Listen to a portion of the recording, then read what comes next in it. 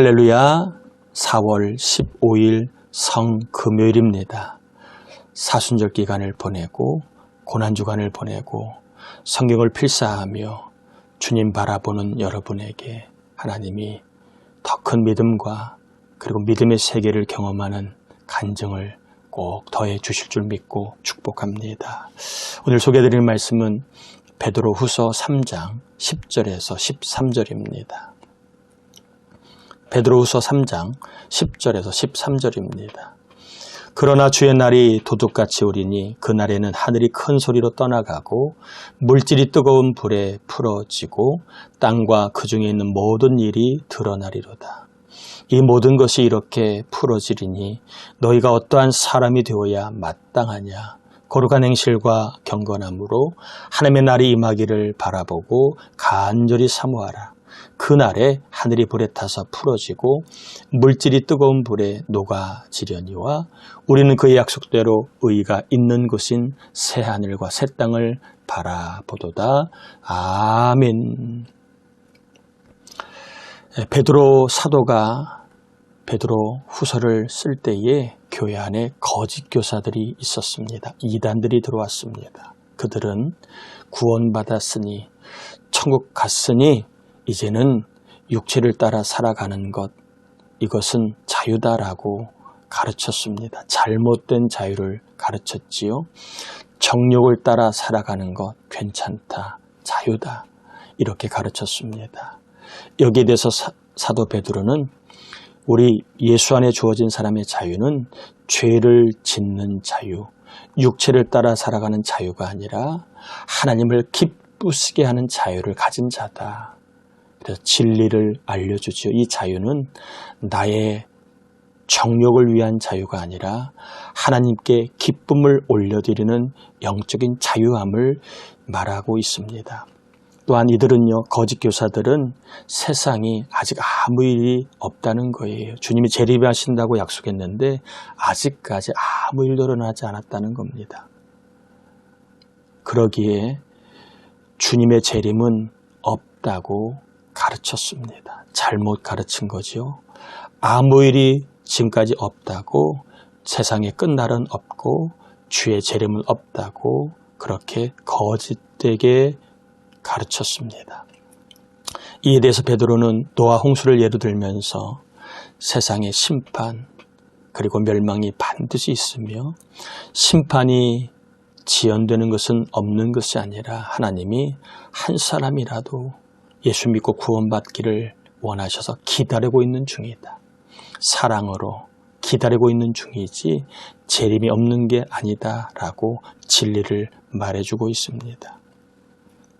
그러면서 사도 바울은 이제 마지막 심판은 노아 홍수의 심판을 넘어 하늘과 우주까지 심판하여 사라지고 그리고 마지막 심판을 통해 새 하늘과 새 땅이 열리게 될 것을 알려주고 있습니다.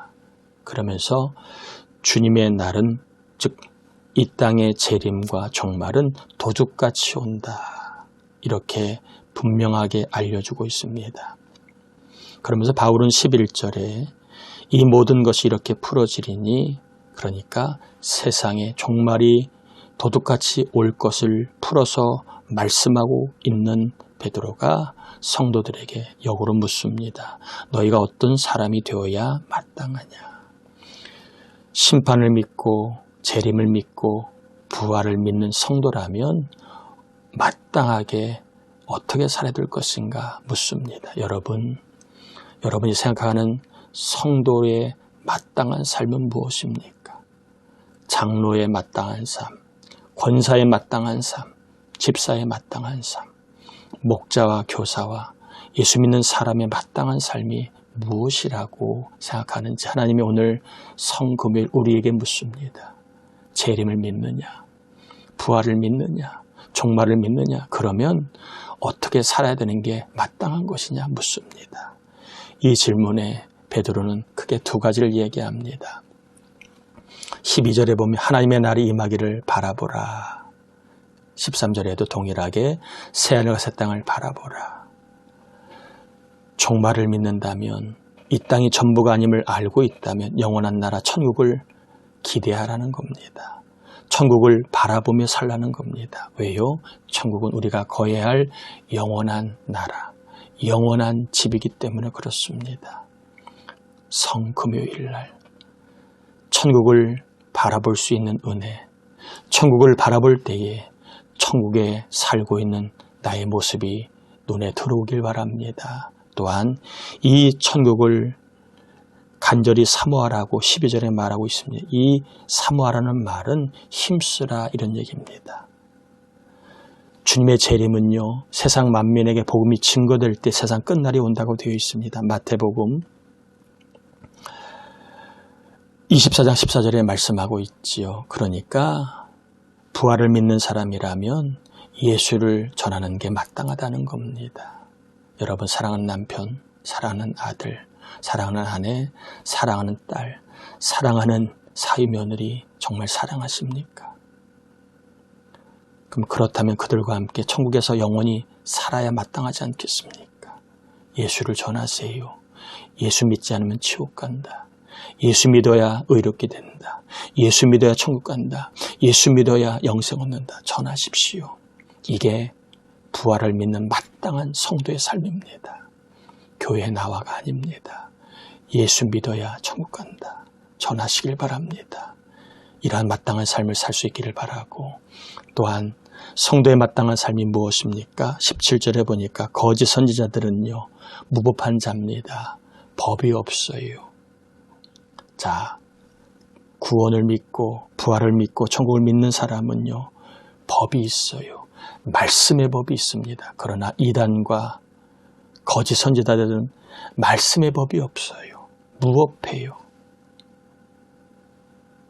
성도에게는 말씀의 법이 있습니다. 여러분, 왜 이렇게 말하십니까? 왜 이렇게 생각하십니까? 왜 이렇게 수고하십니까? 왜 이렇게 참습니까? 왜 이렇게 헌신합니까? 왜 이렇게 기도합니까? 왜 이렇게 열심히 삽니까? 말씀 때문입니다. 말씀의 법이 있기 때문에 말씀의 법이 우리를 이러한 삶으로, 이러한 말로, 이러한 수고로 이끄는 겁니다. 여러분, 예수 믿는 사람은 안에 말씀의 법이 있습니다. 말씀의 법이 있을 때에 미혹을 당하지 않아요. 말씀의 법이 있을 때 영들을 분별합니다.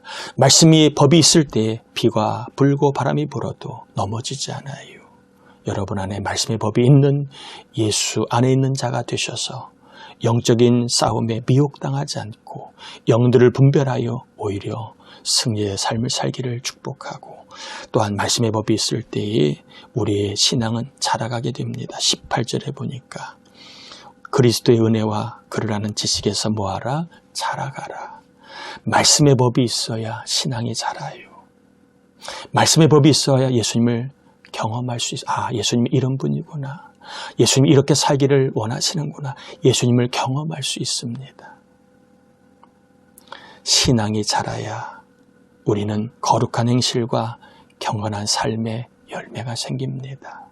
말씀을 맺힙니다. 오늘 하나님 우리에게 묻습니다. 부활을 믿느냐? 재림을 믿느냐? 세상 종말을 믿느냐? 그러면 어떻게 살아가는 게 마땅한 삶이냐? 묻습니다.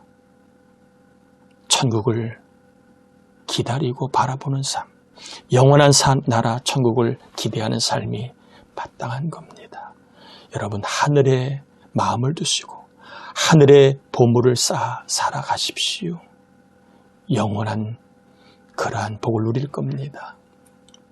또한 천국을 사모하고 천국을 간절하게 우리가 천국이 경험되도록 예수를 전해야 합니다. 여러분, 입을 닫으면 악한 마귀가 역사합니다. 불신앙이 역사합니다. 예수를 전해야 믿음의 역사가 나타나고 주님이 역사하십니다. 삶 속에 예수를 전해서 주님이 구원의 역사, 거듭남의 역사, 죄와 악을 끊는 역사가 있게 되기를 축복하고, 또한 말씀의 법을 갖고 살아가십시오. 무법한 자, 내 기분이, 내 감정이, 내 생각이 법이 아니라, 내 자존심이 법이 아니라 말씀의 법을 갖고 살아갈 때에 우리의 신앙은 자라게 되고 예수님을 만나게 되고 예수님을 만나다 보면 우리는 거룩함의 열매 그리고 경건한 삶의 열매를 맺게 될 줄 믿습니다. 성도로 마땅한 삶을 살아갈 수 있기를 그래서 하늘문이 열리고 하나님의 역사를 경험하고 또한 우리 안에 거룩함의 신앙의 역사들이 나타나기를 축복합니다. 기도합니다. 하나님, 성금요일입니다. 우리 안에 말씀의 법을 따라 살게 하소서. 왜 그렇게 생각하고 왜 그렇게 말하냐고 물으면 말씀 때문입니다. 천국 때문입니다.